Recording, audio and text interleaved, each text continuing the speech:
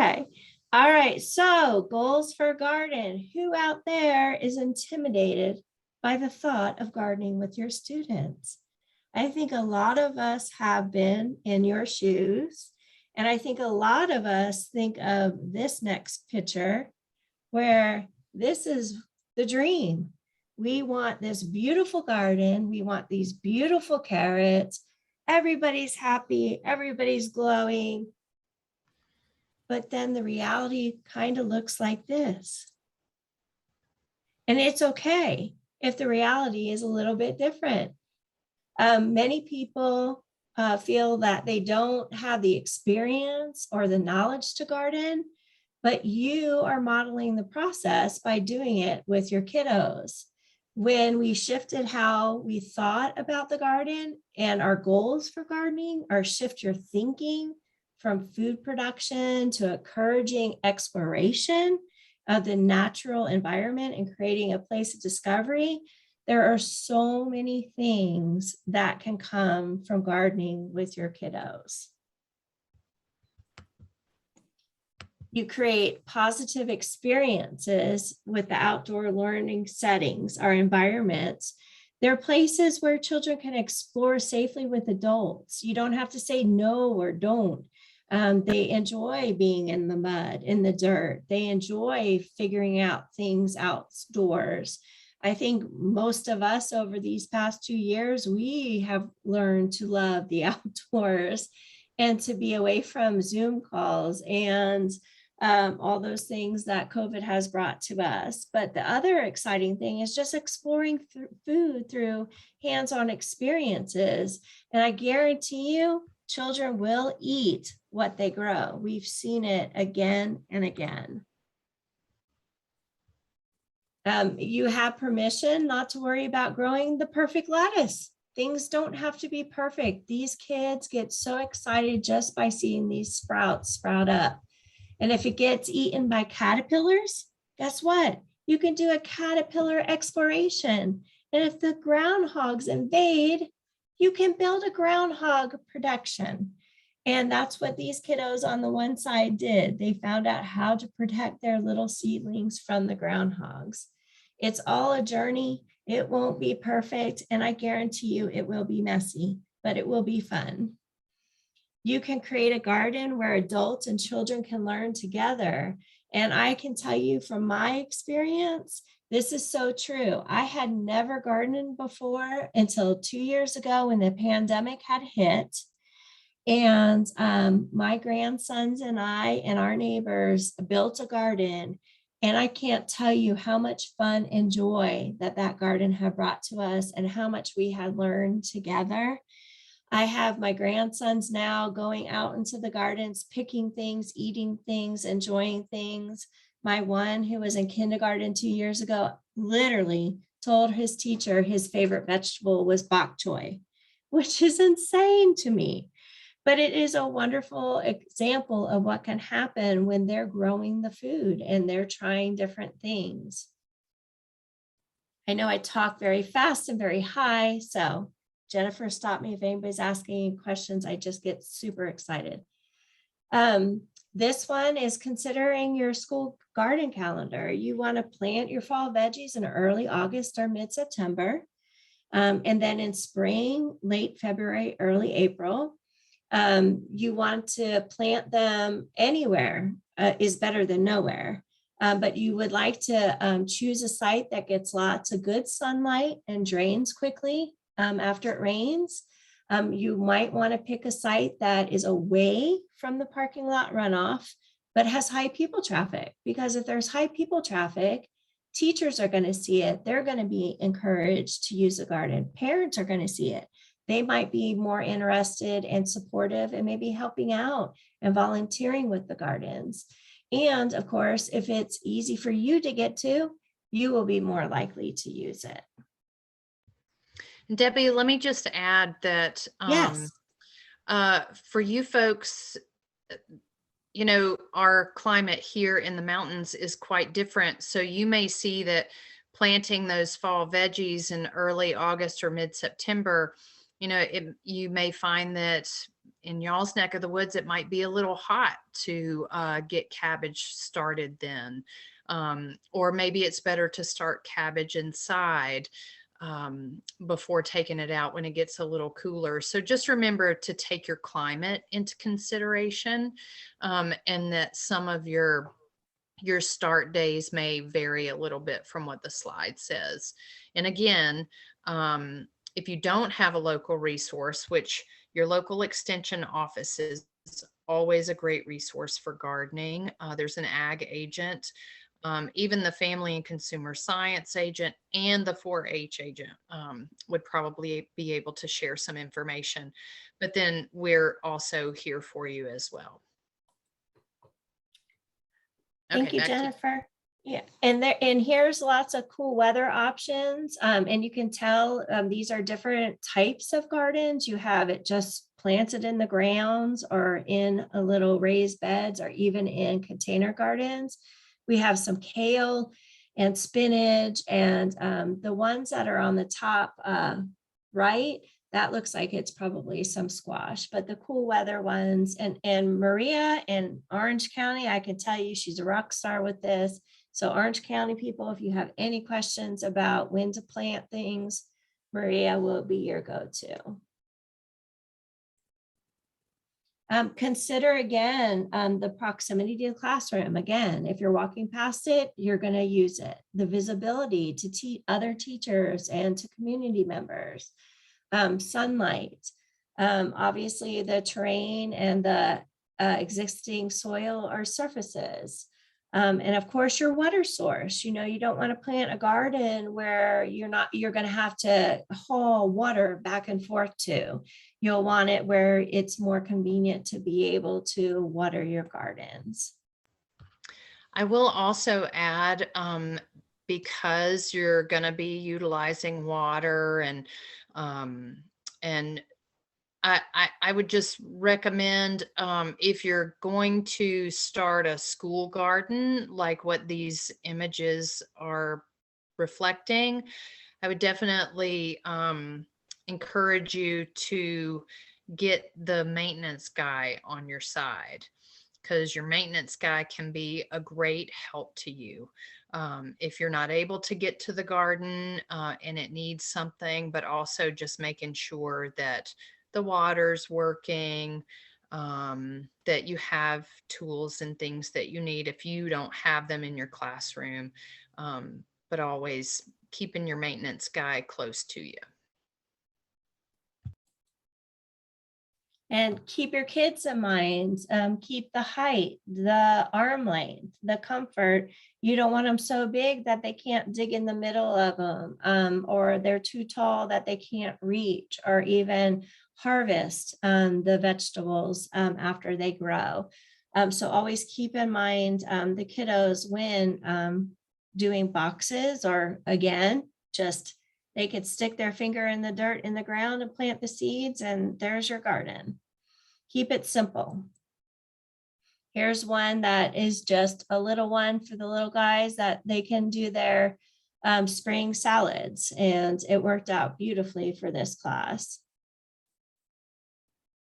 We also have seeds versus plant starts. As you can see, sometimes you might want to try the seed starts inside. You can have, I'm sorry, I lost my train of thought. So you could start the seeds inside and then plant them outside. And as you can see with the little boy, the seedlings got a little leggy. And so they let them grow too long in the classroom. So then when they went to go plant them outside, they kind of broke and bent. But that was a learning experience, not only for the children, but also for the teachers, for next time not to let their seedlings get too lengthy. So again, gardening does not have to be perfect. It is an experience, and it is just learning together and enjoying the environment together. And I'll chime in again. I think a lot of people will often wonder, well, which one is better? I think it's, whichever one you prefer. I think it's kind of if you're starting If you're starting from seed, it's a different kind of lesson than if you're starting from a plant. But either one works just fine. The plant starts will definitely be more expensive than starting with seeds. The seeds will take a little more planning in terms of, planning out the time that it's going to take for the seed to come up. And just like Debbie was saying, like those seedlings in the picture got a little leggy. You really can't do anything wrong in a school garden because there's so much to learn from every experience, whether the plant gets leggy or whether it thrives and is perfect.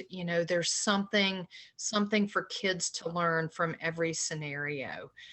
So it's easy as adults to get frustrated when it doesn't work out perfectly, but just remember from the kids' perspective, there's observation and things to be learned no matter what happens. And try unusual colors and varieties. This is a daikon, right? Radish over here, Jen, where who knew it was this beautiful pink purple color inside. And the kids absolutely just think that that's amazing when you try different unusual colors and varieties. That carrots just don't come in orange. They come in all different colors, purple and white and light yellow. And just ones that are unusual looking like this kale over here, how the dewdrops just sit there. There's just so many different cool varieties of things that you can grow and experiences that the kids can have along the way. And then there's the garden features. Again, it doesn't have to be perfect in a raised bed. The one school on the bottom right, they use milk jugs and they did container gardening along the fence line. There's a boat, there's all different ways that you can plant your garden. This one was just some herbs and some beautiful plants that they had grown. And a lot of people too might just start with the herbs to be able to add to the school's menus for the kids to try. So you can start out really simple, and once you get comfortable, just expand from there. There's also other garden features. The one, if you look straight back, you'll see a teepee over there, and you can have beans grow up the teepee, and then the kids can hide inside or read books inside their teepee. So there's just different experiences that they can have with other garden features. Jen, did you have anything you wanted to say about the features?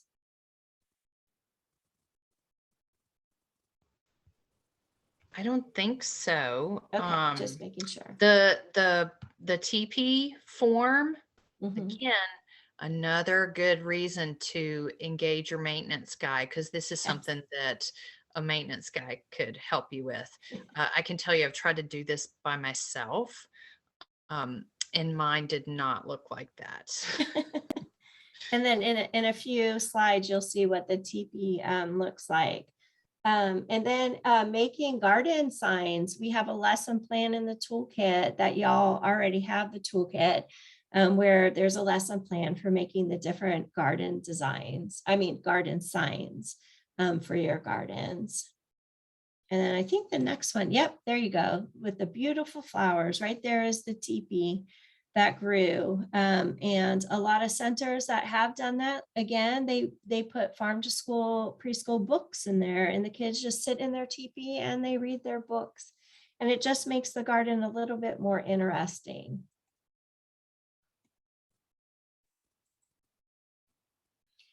This one is just showing you guys, again, different things that you can do to help the children learn about the seeds. The little girl on the bottom left is making a seed tape. A seed tape helps them to be able, you could do a seed sorting experiment prior to doing this, but then using the seed tape to put the seeds on, then spreads them out into the right length. So then when they plant the seed tape, then the product grows in the right places. So this is just a way to do measurement with the kids, sorting the seeds, and then of course planting the seeds and waiting for them to grow. Another activity, and all these again are in the toolkit that you all have. The other one on the upper left, this was just using paint chips and clips where you could have them cut out different paint chip colors and put them on these rings. You could do all browns or you could do all the different colors. Then the kids take them out into nature and they match the colors with the colors in nature. So they can look at different brown colors out in nature, or again, the yellows and the greens and the oranges. So that's just a fun activity to do. And again, as y'all know, you have our toolkit. So these are just some of the ideas from the toolkit. This was a wonderful project that happened right when COVID happened. We had a wonderful teacher from Weaverville Primary in Buncombe County. She had, in the middle is the gentleman, his name is Bud, and he was a volunteer. The other woman is another preschool teacher. But basically, they had this huge garden committee where the families were involved because the kids were all, learning from home. They came, Bud had these buckets. He went and got these buckets. We donated compost. He did the mixture of the soil and the compost. We donated the seeds, and the buckets and the seeds went home with the kids. So basically, through their virtual learning in their classroom, they were growing these garden containers at home. And I do remember one of the quotes that was quoted from a little kindergartner was saying that my garden is the best part of kindergarten.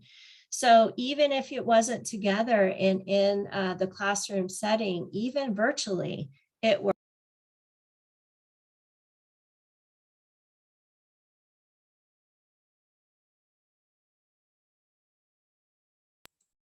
Did I mute myself? Am I good? No, I'm sorry, Debbie. When I admit someone, it takes me clicking it a couple of times. There's a delay. And so you see that it's just me. It's just a mistake. Okay. But anyway, this was a very exciting thing that happened where all these kids learned to garden from home, and now their families are involved. And we're very much about, it's not just at the schools, it's with the families and engaging the families and the community as well. And this was just a really nice, it just worked out beautifully. I can't express this enough. I get too excited. I think, hey, Debbie, do you mind going back? Yeah, I didn't mean to click that. Something's going on with my clicker. Okay, go ahead. I think this is a great example. This particular project, it's a great example of a COVID shift or pivot, or making lemonade out of a lemony situation. But I think it really exemplifies a lot of different things that we encourage with farm to school programs, and that gardening can look a lot of different ways. This is the perfect example of container gardening that you can do, you could line your sidewalk with containers if you wanted. You could just do containers in front of the windows in your classroom. But also, school gardens, as Debbie was saying, they're a great way to engage families, and they're a great way to engage the community. I think this is an example where the gentleman in the middle was a community volunteer, and he went and found somebody to donate compost that they then mixed with soil. So the person who donated the soil or compost becomes a community partner. You've got the volunteer who becomes a community partner. I highly encourage you to try and engage your extension agent. I do think extension they do often get pulled in a lot of different directions, but these are the kind of projects that extension loves to support. Local businesses, whether it's the local feed and seed that donates some seeds or plant starts to you. It's just a great way to bring community around your center, around your classroom, to help children learn how to connect with their community when they're really young, and see that it's not just them and their teacher that's getting excited about this, but that the community is participating as well. All right, on back to you, Debbie. These are just some more resources for y'all if you don't know about them. Jennifer and I get emails from these organizations. They have so much wealth and knowledge about gardening with kids, and the things that you could do in the classroom with them, the curriculum, the activities, the recipes, this just everything. And so I would encourage you to maybe reach out to some of these organizations and get on their email lists, because it's just a wealth of knowledge through all of them. And of course, don't forget us Growing Minds. We have tons of resources. And I think we, Patty, when we did the toolkit training, we did talk about our website. So definitely check out our growing-minds.org, because there's just a wealth of information on our website as well. So now it's just time to open it up to you all and just see. Oh, wait, I'm so sorry. I have another slide. Pollinator gardens. That's another garden that is so much fun. Pollinators, we need them. If we don't have bees, we don't have food. Just like if we don't have farmers, we don't have food. Pollinators are so important in our world. And Jennifer, do you want to tell them about the sunflower project? Yes, so let me make sure I'm gonna copy and paste a link into the chat here for a project. It's called the Great Sunflower Project.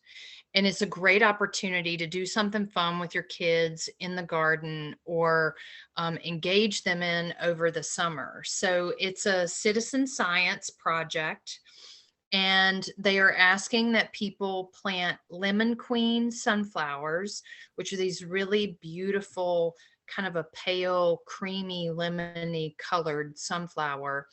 And then you just observe the sunflower, whether you pick, 10 minutes a day, or, once a week, you're going to watch your sunflower for 15 minutes. And then you just log all the insects that you see.